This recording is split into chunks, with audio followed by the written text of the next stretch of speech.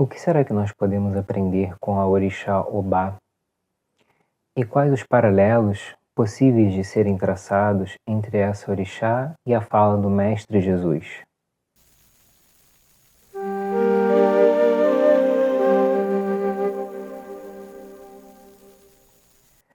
Olá, amigos, sejam bem-vindos para o Saber e Luz. O nosso canal tem uma proposta espiritualista, universalista. Conversamos sobre todas essas obras que constantemente nos convidam ao aprendizado, à modificação de hábitos no sentido de nos melhorarmos e produzirmos a nossa reforma íntima. Eu me chamo João Marcelo Mesquita e antes de iniciarmos o nosso vídeo, aqueles pedidos que nós sempre fazemos, se inscreva no nosso canal, curta o nosso conteúdo se você gosta desse tipo de vídeo, compartilhe com os amigos que você sabe também curtem esse tipo de temática. Deixem algum comentário aqui. É importante a presença dos comentários e da curtida para que o YouTube entenda que esse conteúdo é válido e pode ser espalhado, comunicado para outras pessoas também. O que nós podemos falar sobre a orixá Obá? Dentro da Umbanda, ela não é muito comentada, geralmente. Não é uma orixá que está presente na maioria dos terreiros de Umbanda. Ou será que ela está presente? Uma coisa que nós percebemos sobre a Umbanda é que ela pegou alguns orixás e o que aconteceu foi um processo muito semelhante ao de sincretismo. Assim como nós falamos no vídeo sobre Oxóssi, que Oxóssi foi sincretizado com Ossan, que é um outro orixá, Ossan, ligado ali à questão das matas, das folhas, das florestas, e Oxóssi sendo esse caçador. Né? Tanto que no candomblé, a cor de Ossan é verde e a de Oxóssi é o azul turquesa.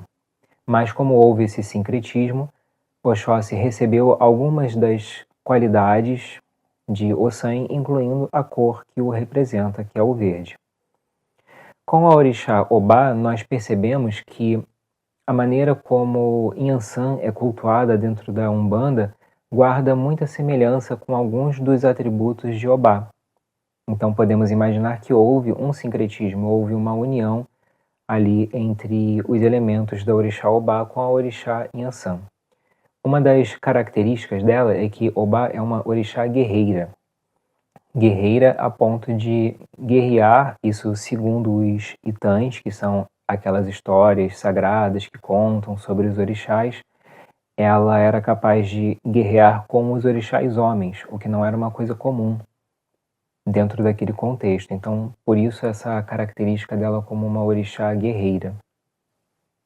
É dito nos Itãs que ela estava numa dessas situações de guerrear quando o oponente se apresentou. E esse oponente ali, naquela circunstância, era o orixá Xangô, orixá da justiça. E quando ela olhou para ele, ela teria se encantado por ele, teria se apaixonado e ele também por ela. Então eles foram viver juntos. E Obá se tornou a sua terceira esposa. A primeira esposa de Xangô foi Inhansã, a segunda Oxum e a terceira Obá. E em muitos Itãs é até contado que eles viviam juntos, então havia essa possibilidade, né, do homem ter várias esposas, do orixá homem ter várias esposas, ali dentro do contexto.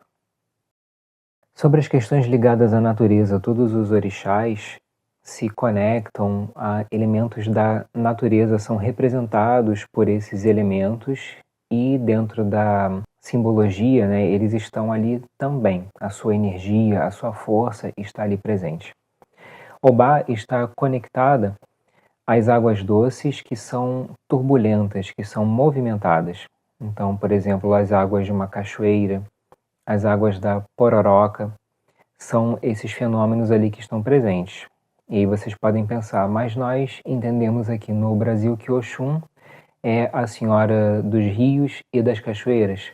Sim, porque como nós falamos, houve essa união dos orixás dentro ali do culto da Umbanda. Então, Oxum acabou recebendo também essa questão ali das cachoeiras que na África, até onde eu pude pesquisar, estava relacionado a Obá. Percebam que não há nada de errado nisso, é apenas a maneira como o culto foi sendo construído aqui. E uma coisa que nós percebemos em relação aos orixás, e sendo eles dentro da linha de estudos, né, que nós seguimos, os orixás são manifestações da própria divindade. Portanto, são muito bem resolvidos, plenos em si mesmos, são energias de poder, de amor, de equilíbrio. Orixás nunca são energias negativas, portanto, não há nada de errado em nós darmos certos atributos a um orixá ou certos atributos ao outro, contanto que esse culto seja feito com respeito, com harmonia, com amor, tá tudo certo. Um outro atributo de Obá é que ela rege as famílias, e não só as famílias, mas as relações humanas. Então, sempre que há algum nível de relação entre as pessoas, Obá está ali presente, ajudando, auxiliando, para que as relações possam ser construídas de uma maneira tranquila, de uma maneira pacífica. Obá também está muito conectada ao sagrado feminino. Então, tanto que é dito que no candomblé, quando os adeptos, os seguidores ali daquele culto, eles vão fazer a iniciação para o orixá, Obá só pega a cabeça de mulheres, nunca de homens. Então é uma questão muito forte, muito presente ali com esse lado, né, com o feminino. Tem até um Itam que conta que Obá era a senhora da sociedade de Elecô. E nós estamos lendo isso aqui no livro Guia Prático sobre a Umbanda, do Marcelo Pereira, onde ele conta pra gente sobre vários aspectos da Umbanda, sobre vários orixás. Então ela era ali a líder dessa sociedade de Elecô, que era uma sociedade feminina. Então só mulheres estavam ali participando dos ritos, da magia, das iniciações, de todos os processos ali. E era totalmente fechada aos homens. Mas em um desses itãs contam que Xangô estava passando ali pela região e percebeu a movimentação. Então foi se aproximando por trás das árvores, das plantas, para observar, porque ele ficou curioso. E quando ele olhou para aquela sociedade, nesse Itã, ele e Obá ainda não se conheciam. Ele olhou para aquela mulher, Obá, e ficou encantado com ela. Se apaixonou. Quando as outras mulheres viram que tinha um homem que estava ali olhando tudo, chamaram ela foi até ele, tudo porque pelas regras ele tinha que ser condenado, talvez até com pena de morte. Mas Obá também teria se apaixonado por ele. E sendo ela a senhora dessa sociedade, ela alterou um pouquinho a regra, dizendo que o homem que fosse pego ali, ou ele teria que se comprometer a se relacionar, a se casar com uma delas, ou aí sim teria a pena de morte. Então são dois itãs diferentes, mostrando como eles se conheceram, mas em ambos os casos eles se apaixonam. Algumas linhas de pesquisa até falam dela como se fosse a versão feminina de Xangô, porque ela também tem uma conexão muito grande com a ideia de justiça, o sentimento de justiça.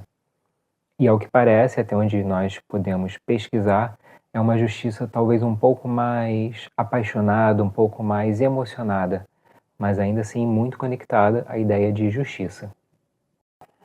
Então, como ela está muito conectada a esse conceito, a essa ideia de justiça, quais são as passagens do Evangelho de Jesus que nós entendemos estão conectados a essa ideia da energia, dessa força que é Obá? Separamos duas passagens aqui. Uma que está no Evangelho de Mateus, no capítulo 5, versículo 4, quando o mestre diz: Bem-aventurados os que choram, porque serão consolados. E também uma passagem que está em Mateus, capítulo 5, versículo 6. Bem-aventurados os que têm fome e sede de justiça, porque eles serão fartos. Sendo Obá essa movimentação de energia, são passagens que fazem sentido com a vida dela. De certa maneira, nós podemos até pensar que Jesus estava trabalhando essa frequência energética, esse poder divino que é Obá. Obá é celebrada no dia 30 de maio, que também é o dia onde é celebrado Joana d'Arc. Não à toa existe um sincretismo religioso entre elas duas. Joana d'Arc, o que podemos falar sobre ela? Joana d'Arc foi uma jovem que nasceu na França aproximadamente no ano de 1412. E ela estava vivendo ali numa situação muito complicada, porque o reino da França e o reino da Inglaterra estavam em conflito, estavam no meio de uma guerra que foi chamada Guerra dos 100 Anos. Então a Inglaterra tentando tomar o espaço da França, toda aquela situação típica de uma guerra. Aos 13 anos de idade, ela começa a ter visões. E ela vê São Miguel Arcanjo, Santa Catarina e Santa Margarida. Essas três entidades, essas três forças aparecem para ela, dando orientações de que ela deveria estar à frente do exército, que iria haver uma movimentação para que a França saísse vitoriosa daquele conflito. E assim ela tentou, ela foi buscar se comunicar com o rei, a princípio não deixaram, depois ela insistiu e ela conseguiu. E ela tinha esse senso de justiça muito forte, um senso de justiça e dever. Então aí que nós temos o sincretismo com Obá. E ela também abriu mão da sua aparência feminina para poder estar ali junto do exército. Pensem só, se hoje em dia nós ainda temos uma situação de machismo muito grande, naquela época era muito mais intenso. Então ela cortou os seus cabelos bem curtos para ficar de propósito com uma aparência, ou tentar ficar com uma aparência mais masculina, para poder liderar os exércitos. E ela fez isso, ela conseguiu, fez aquele trabalho todo, né, movida por esse sentimento de dever, esse sentimento de justiça muito intenso, muito poderoso. E só para terminar, uma curiosidade, que acabou que eu não falei, né, sobre a questão das cores. Todos os orixás, eles são representados por uma ou algumas cores. E no caso de Obá, ela é representada por um vermelho, aquele vermelho puxado para o laranja, típico do período da tarde, quando o sol está se pondo, né? Então é muito comum que ela seja representada nessa cor. E tem uma determinada linha de estudos dentro da Umbanda que atribui a cor rosa a ela. Então nós teríamos essas duas cores, o vermelho alaranjado ou o rosa, como sendo as cores que representam Obá.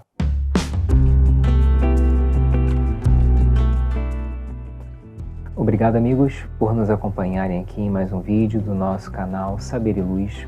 É sempre muito gratificante quando nós podemos trazer essas informações de diversas religiões e vamos construindo pontes.